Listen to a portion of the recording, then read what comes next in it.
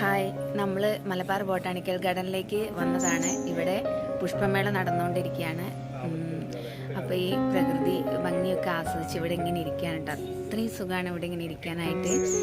അതാ നിങ്ങൾ എൻ്റെ ബാക്ക്ഗ്രൗണ്ടിൽ തന്നെ കാണുന്നുണ്ടാവും. അത്ര സുന്ദരമായിട്ടുള്ള അന്തരീക്ഷമാണ് കേട്ടോ. അവിടെ നല്ല തണുപ്പും പുറത്ത് നല്ല ചൂടാണെങ്കിലും ഇതിൻ്റെ ഉള്ളിൽ നല്ല തണുപ്പാണ് അനുഭവപ്പെടുന്നത്.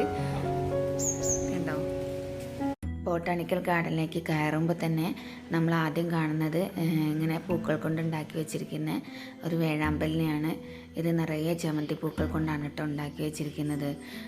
പോകുന്ന വഴിക്ക് ഇതുപോലെ പലതരത്തിലുള്ള പൂക്കൾ കാണാം. ഇതിൻ്റെ ഉള്ളിൽ നല്ല തണുപ്പാണ് കേട്ടോ. പുറമെ നല്ല ചൂടുള്ള സമയത്താണ് നമ്മൾ വന്നത്. പക്ഷേ ഉള്ളിൽ കയറിയപ്പോൾ വൈകുന്നേരമൊക്കെ ആയ പോലുള്ളൊരു ഫീലാണ്. ചൂട് നമുക്ക് അനുഭവപ്പെടില്ല.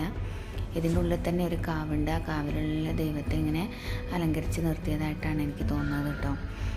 ആ കാവിനോട് ചേർന്നാണ് ഞാനിത് കാണുന്നത്. പോകുന്ന വഴിക്ക് കുറേ നേരം നടക്കുമ്പോൾ നമ്മൾ ക്ഷീണിക്കും. അപ്പോൾ ഇങ്ങനെ കാറ്റൊക്കെ കണ്ടിരിക്കാൻ പോകുന്ന വഴിക്ക് ഇതുപോലെ ഇരിപ്പിടങ്ങളൊക്കെ ഉണ്ട്.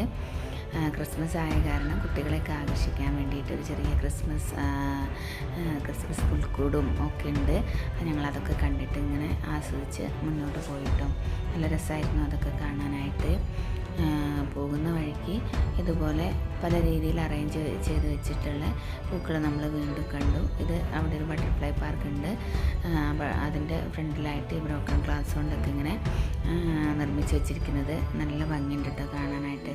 പിന്നെ ഇവിടെ ഒരുപാട് വ്യത്യസ്തമായ ചെടികൾ നമുക്ക് കാണാനായിട്ട് പറ്റും.